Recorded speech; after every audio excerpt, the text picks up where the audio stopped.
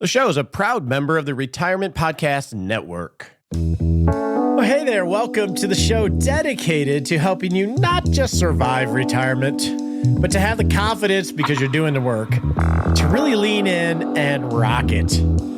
My name is Roger Whitney. By day, I'm a practicing retirement planner with over 30 years experience, founder of Agile Retirement Management. And for the last 10 years or so on a weekly basis, I've hung out on this show. Many of you have hung out almost as long to do a couple things. Number one is for me to hone my craft. This is my lab to hone my craft, but more importantly, to empower you to create a retirement plan of record that you can have confidence in so you can go off and create a great life, which is the whole point of the exercise. Today on the show, we have Mike and Judy. We've been talking to them throughout the month. We heard their values, what their ideal retirement goal-wise looks like, the resources they have. Today, we're going to explore their investing experience.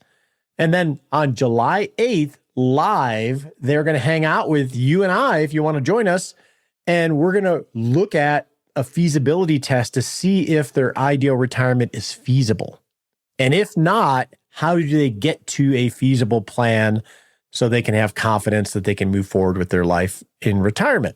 So we're going to do that on July 8th. If you want to attend live or receive a replay in the event that you can't attend, you can go to livewithroger.com and sign up for that live event. That's going to be a blast. It always is.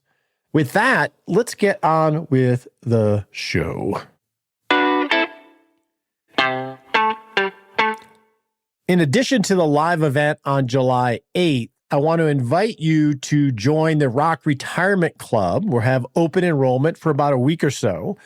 We're bringing in a new cohort. And the Rock Retirement Club is an online platform where you're going to get the tools, the education, and the community support to create your plan of record and be able to communicate with retirement planners like myself, as well as others that are on the same journey.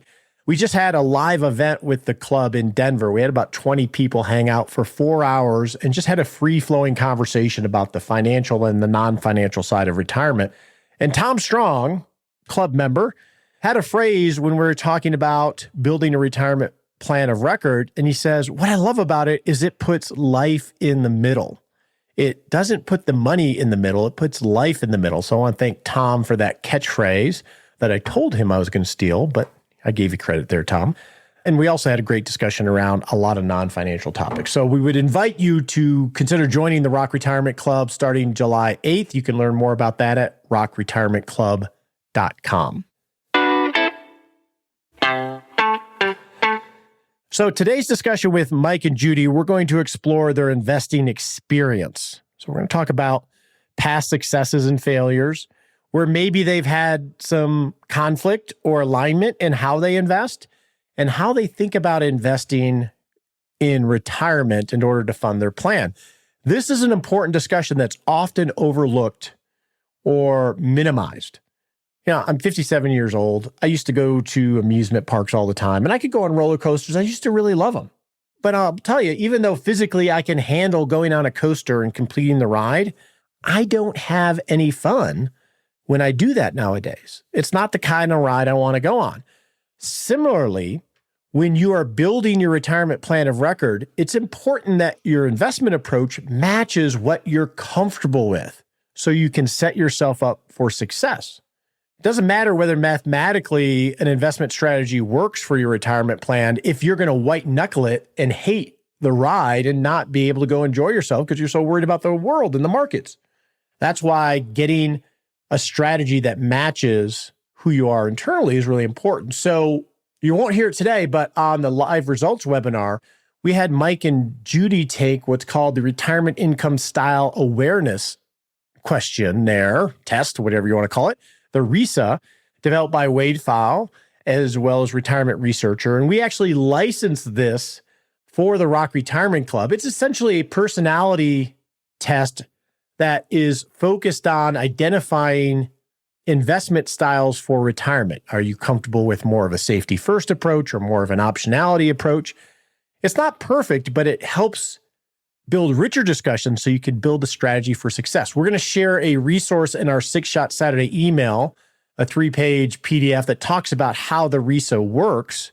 If you're not signed up for 6 Shot Saturday, you can do that at rogerwhitney.com. And we'll explore this with Mike and Judy as well. So let's check out Mike and Judy's investment experience. So we're back with Mike and Judy. This is what happens in planning. Everything gets thrown up in the air right when you think you're starting to build a framework for decision-making. So we have some updates from Judy in this case. So Judy, what's going on? You're going to change everything on me. What is it that you're facing at the moment? Well, I think I told you when we talked before that Mike and I are dinosaurs because we are of the old school where you go to work at one place and stay there forever. I've been at my current job for 34 years. He's been where he is for 30 years. And just in the last week, I've been contacted by a different entity about a possible position in my hometown where I wouldn't have to commute. It'd be some less hours, significantly less commuting from 2 hours to 5 minutes. And yeah, so I'm thinking about it. And this is not something I anticipated at this stage in my wildest dreams. So let's frame this in a little bit. So right now you have a 2-hour commute, right? Right. And then I recall you said that you work with multiple clients. So you have a lot of balls to juggle. Right. And it's fairly high pressure. Yeah. It's supposed to be on a reduced hour schedule, supposed to be 3/5 time, but it never happens. Is. Yeah. But you get 3/5 the pay. Right. Yeah. That's true. What a great deal. Yeah. And if I recall from the What Do We Want segment, you want out of this pressure cooker. Yes. If I could retire today, yes. I would, was I think the phrase. Yes. Okay. Yes. And my long-term plan was to only do 2 more years there. Okay. And if I switched to a different position, this other position, I think it will be a significant pay cut. So I think I would have to do more years. So well, we don't know yet, remember, because we haven't gone through what's feasible or not. We don't know enough information to make that assumption. Right. Until, Mike started throwing out crazy stuff like a golf house in the backyard. Right. Things that were not on my list. But okay, so currently, what do you make in your current position? $115. $115. Okay. With a 2-hour commute, high pressure. Yes. So that's option 1. Option 2. Well, it's not really option 1 because they told me today that someone is going to talk to me tomorrow about a pay increase offer to stay. So 115 or more. And then this second option, we're talking theoreticals here. You don't have the other position, right? Right. Is how long would the commute be in that? A new position? Yeah. I mean, 7 minutes. 5 minutes. It's not even 3 miles from the Okay. And reduced work hours from what would you say you work, actual work in your current position? That's the catchy part because her job is it comes in waves. And so she will be working, 12 hours, 14-hour days for 2-3 weeks. And then she'll go through a couple of weeks where she's stressing. She's like, I don't have any work. There's no work at the office. They're not giving me any work. And then about the time we go on vacation, she'll get another case and it'll be another 14-hour days for 2 or 3 weeks. It's crazy. And right now she's kind of in a low point. Okay. So I have a lot of flexibility, except when I have deadlines, and I do pretty much all the emergency work. So I have a lot of deadlines. It's feast or famine. And then in the new position, you have a 7-minute commute. In theory, what would be your compensation? It would be reduced hours, I think is what you had said. What do you guesstimate the compensation would be? 80. Okay. It could potentially be 90. It could be 60. Right. Oh, so we'll go 80.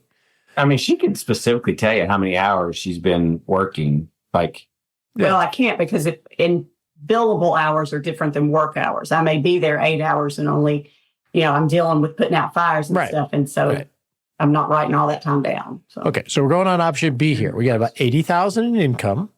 It's a 7-minute commute, not a 2-hour commute. And I'm assuming that's the 2 hours is 1 hour each way. Right. You would be working for one client, not multiple clients.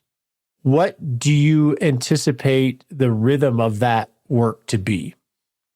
At first, for the first few months, it would be like in the office 2.5 days a week. And then the person has told me that it would, after that, it could be what I want it to be. It'd be flexible. It could be, I could work remotely, which I don't want to do. I want separation between work and life that I don't have right now. But it could be the days that I want it to be. Would it be this deadline driven pressure cooker, that type of work? No, unless it's like an immediate, like half an hour deadline. I mean, it's not going to be the kind of deadlines I deal with now. It's not going to be filing briefs and. It's not going to be 12, 14-hour days at times. It's going to be more consistent. Yes. Right. Should be very consistent, I think. What about the people? Tell me about the people at the current job. Is it an A-type personality? It sounds like it's, from the type of work that it is. What about the new place? I don't know. I don't know them. Yeah, you may hate them. I love them. Yeah. Yeah. Right?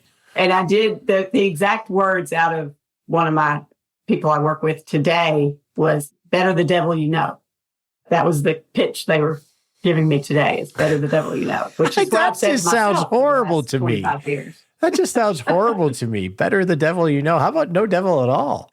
Yeah, we're bad, but at least you know that we're bad. No, just stressful, right? And the thing is most of her friends, through our discussions with each other, we figured if she made a third less, instead of working 2 more years, you work 3 more years in the new job.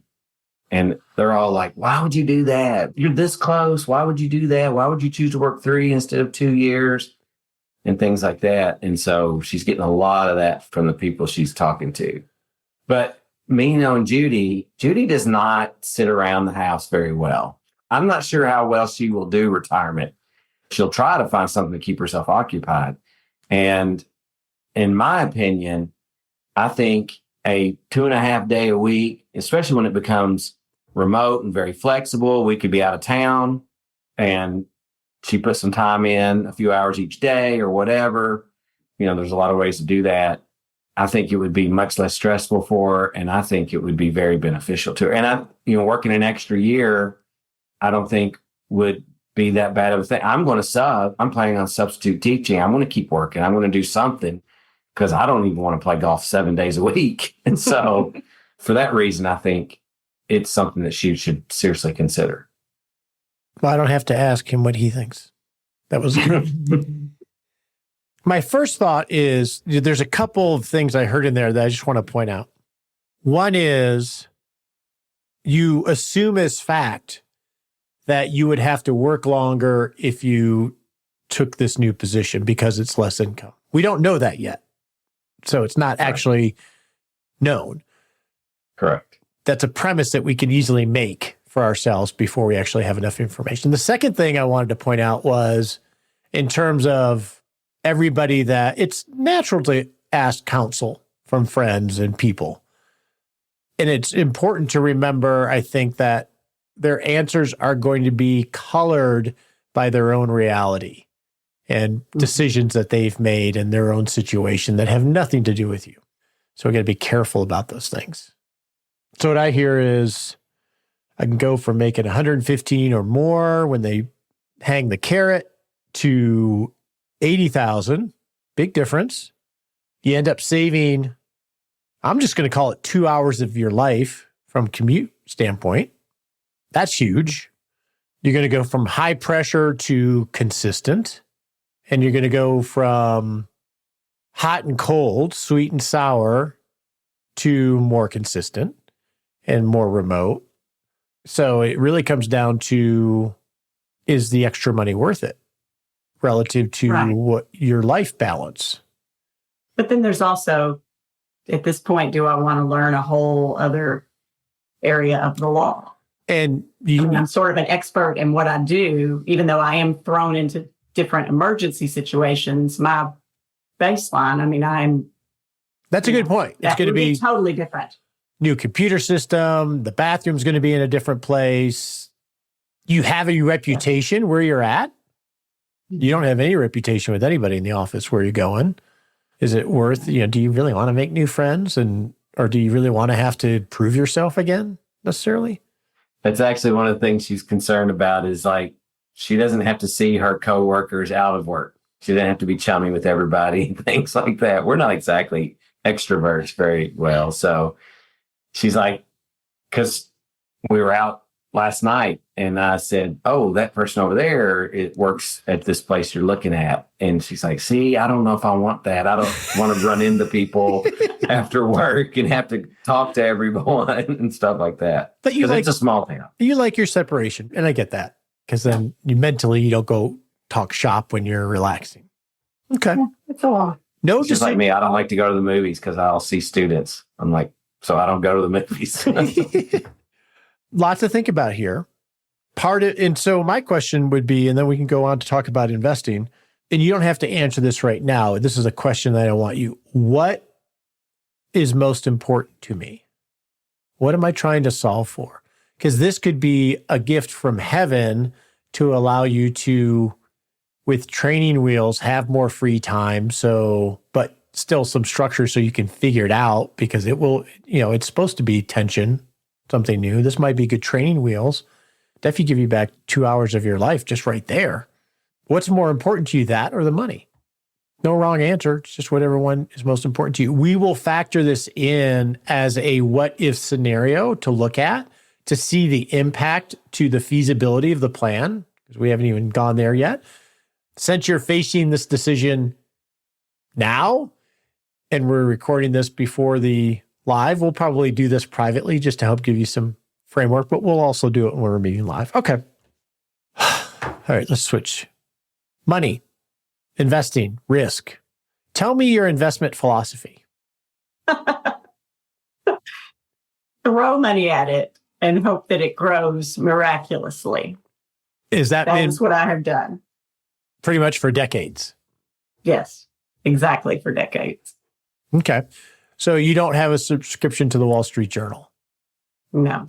I do run into a lot of financial issues and working with trusts and working with securities claims and but not things that relate to me.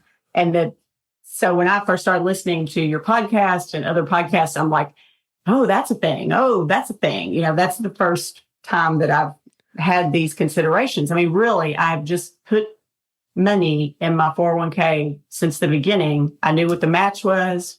I was doing that. Then I started upping it. I heard one time that diversification was good. So I just went in there and now I was going to ask, what do you own in that? What do you own? How many different positions do you own?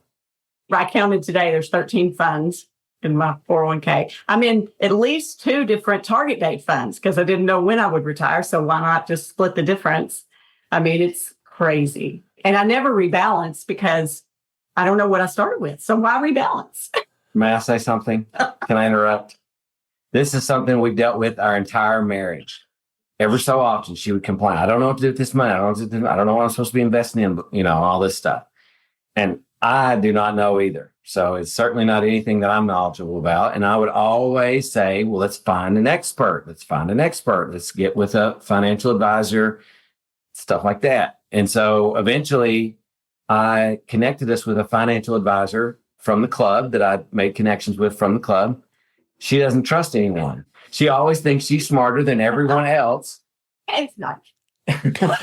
She just smacked him. I saw that. And it's just been like this our entire marriage. And I'm like, oh, let's go see our financial advisor. Let's ask our financial advisor. And she just we did blows it off. And we meet with our tax guy about, and I specifically gave him the list of everything I was invested in my 401k, and he didn't want to do that. Okay. That's outside his bailiwick. Okay. So you had 13 different positions in your 401k, like the target date funds. Do you know how the target date fund works? Yeah, I do now. Thank you. Okay. And during that period of time with however many funds that you have, what would you say is average the percentage that are stocks versus bonds? I do know that because, it tells you that on the website. In my 401k, it's 61% stock, 32 bonds, and 7 stable value. Okay. So 60-40. And in my inherited IRA, it's 76 equities and 24 guaranteed. And I don't know what that means because it's with TIAA-CREF, and I think it means I can't get access to it. I think it's, somebody told me I can't get access to that, but it's like an annuity that it's not turned on yet. Is what someone told me. So if you're 60% stocks, 40% bonds, was that by design or just after you chose everything on the Cheesecake Factory menu, it ended up that way? I wouldn't say it's by design. I mean, I think at some point I probably had something in my head that I heard somewhere and probably went in and did change some allocations, but that was so long ago. Okay. In 2008, that 60-40 portfolio from the peak to the bottom would have gone down, let's call it 25%. So you likely lost 25% of the value, even though you're contributing. Did you freak out at all? How'd you guys think about that during that period? He didn't know it happened.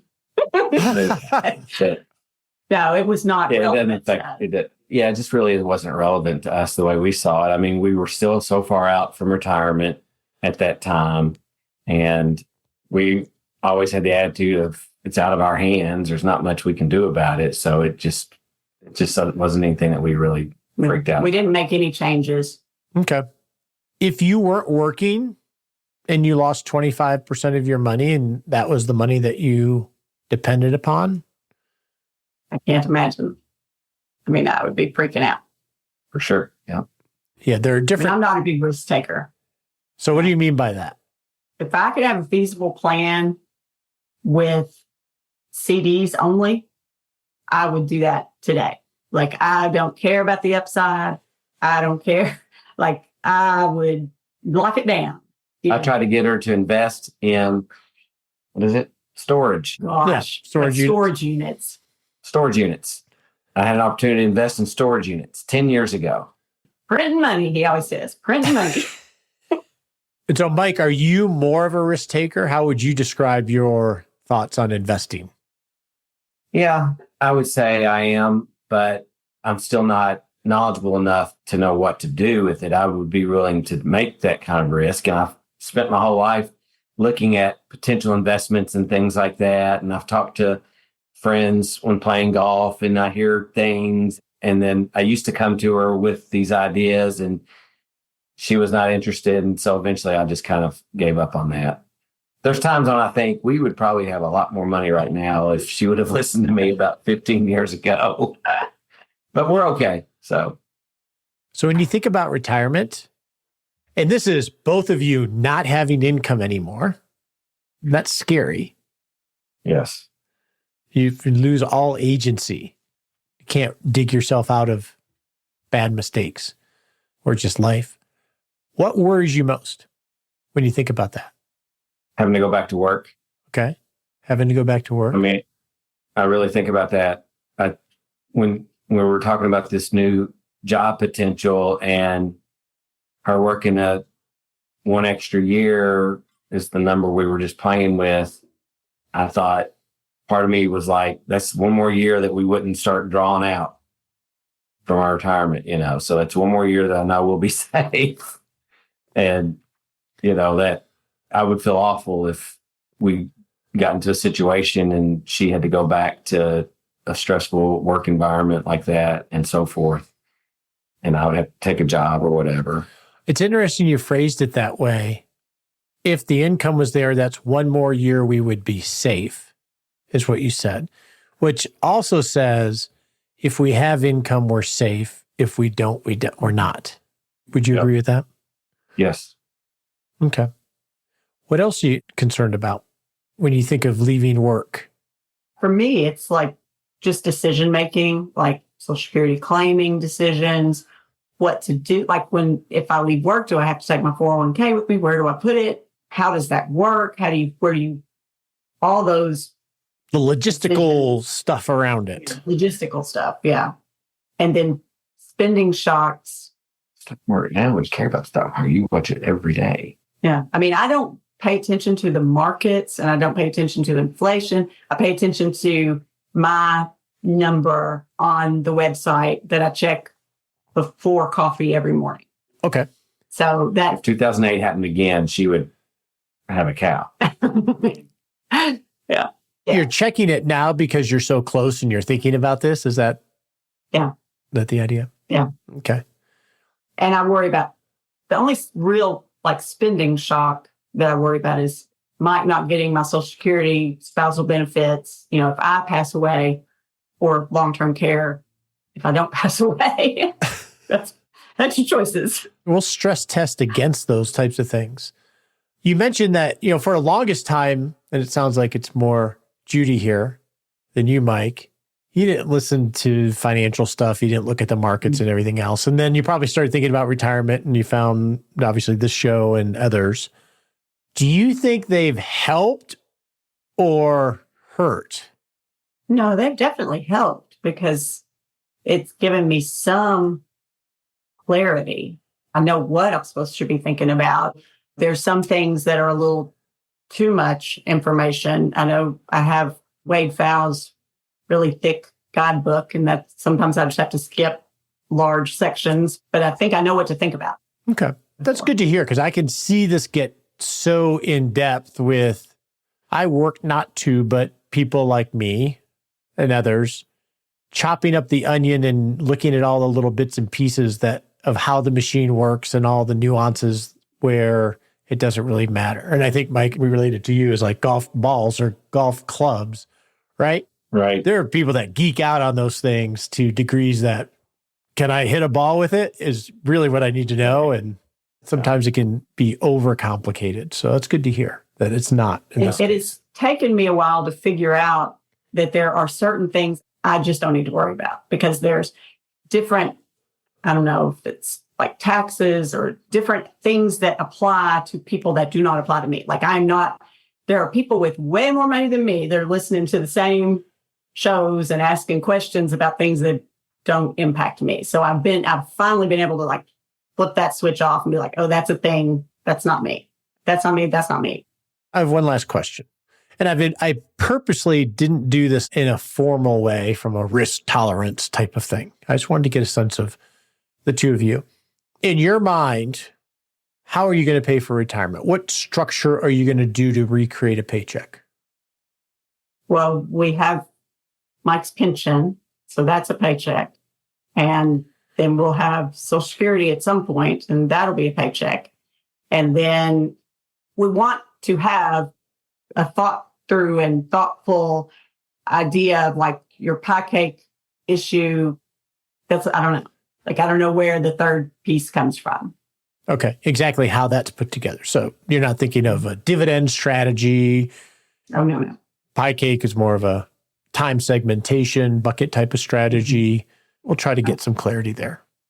And I know like my parents, what my mother did, as far as looking back, what I can tell is she took her entire retirement portfolio and split it maybe in half. I can't really tell.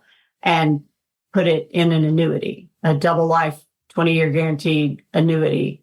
And then the other half, they would travel based on the interest from the other half and then live off the annuity. And that served them well. That's what my dad's still living off of. Does that type of structure where you essentially take some of your money and buy a paycheck, buy a pension, does that appeal to you? Yeah. It does? Yeah. I mean, the idea when you're talking about just people who don't have a pension like Mike does, I guess it's so foreign to me because both my parents were teachers and they have this annuity. Just the idea of having to pull from a fluid pile of cash annually would stress me. I mean, you talk about don't let retirement planning become your job. That could very easily become my job. I could very easily be in my spreadsheets 4 hours a day. I think the more important question is, Roger, does that appeal to you? You're saying I'll do whatever he tells me to do? That, and you'll take whatever's safest, but might not be the best option. Yeah. It's interesting because it's not just a financial consideration. It's a psychological one too. I don't have an answer for you today. Anything that you wanted to share that I didn't ask about before we wrap this up? No. I'm excited to hear what you guys do job-wise and everything else.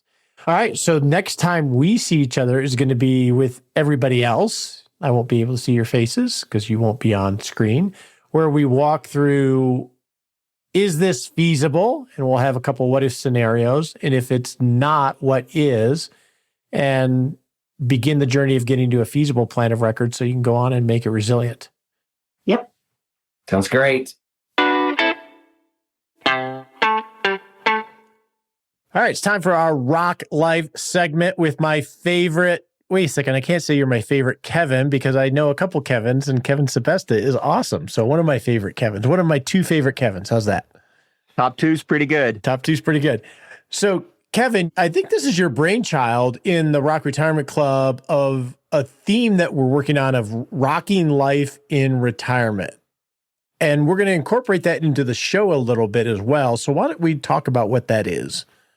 Yes. And I did have the idea, but it came from several places sort of all at once. One of your listeners, I think, wrote in on your survey, hey, we'd like to hear from folks who've been retired a while, maybe 70 years old and older and been retired.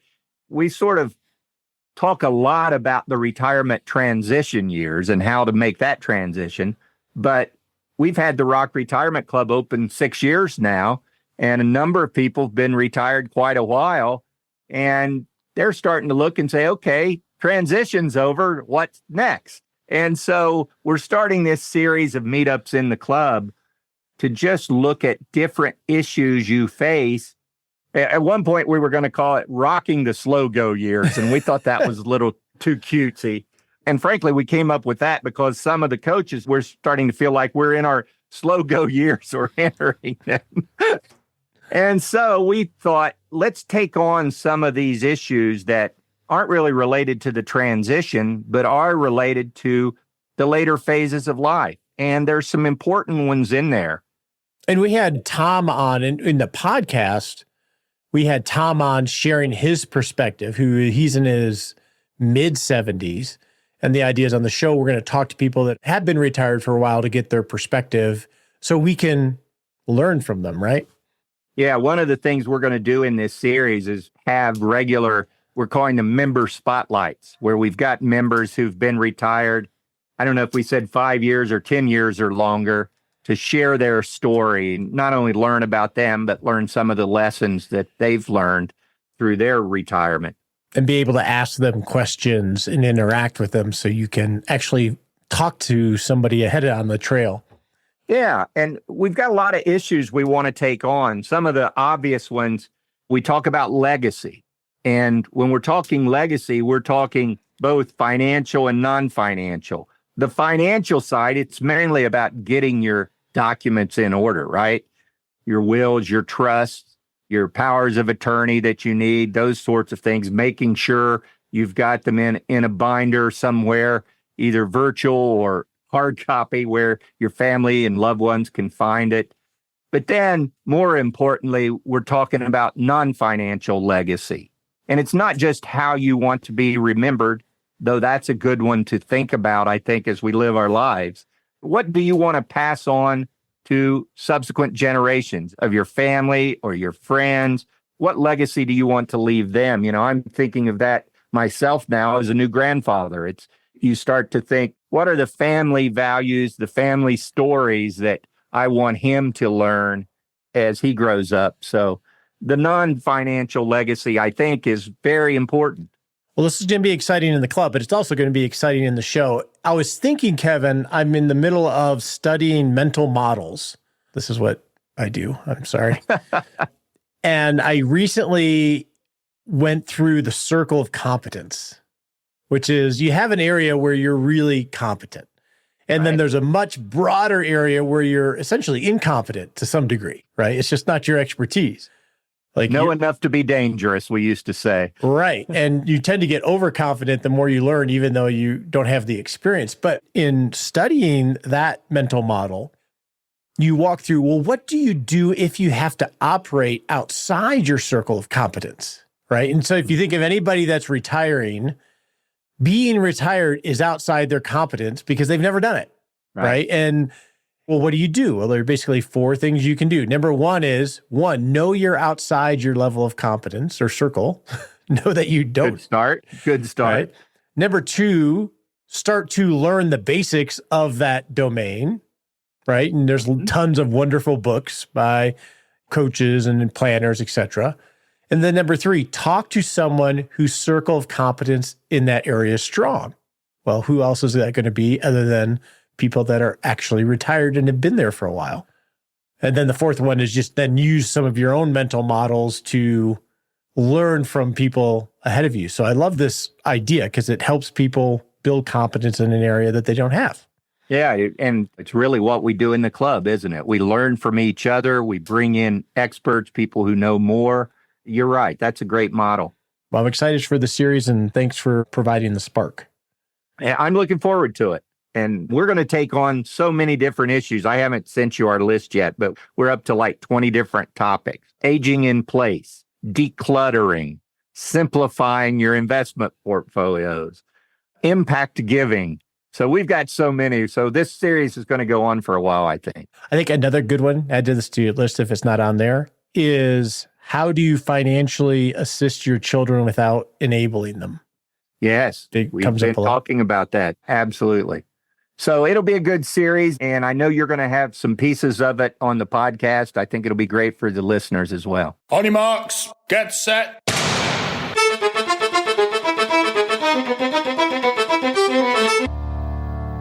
And we're off to set a baby step you can take in the next 7 days, not just to rock retirement, but rock life. So in the next 7 days, I want you to grab this RISA PDF that we share in 6 Shot Saturday, review it, and have a discussion either with yourself and your investment experience and what you're comfortable with, or with your partner, so you can better identify not just simply what you need to do, but what you're comfortable with doing in terms of investment strategy. It can help create much richer discussions around that so you stay with a strategy to get to rocking retirement. Well, thanks for hanging out with me today. Next week on the show, we have Charles Duhigg talking about being a super communicator. That's the name of his new book, Super Communicators, How to Unlock the Secret Language of Connection. This is really important. This is a core pillar in the non-financial world, relationships. And Charles is a great guy, wicked smart. So come hang out with us. The opinions voiced in this podcast are for general information only and not intended to provide specific advice or recommendations for any individual. All performance reference is historical and does not guarantee future results. All indices are unmanaged and cannot be invested in directly. Make sure you consult your legal, tax, or financial advisor before making any decisions.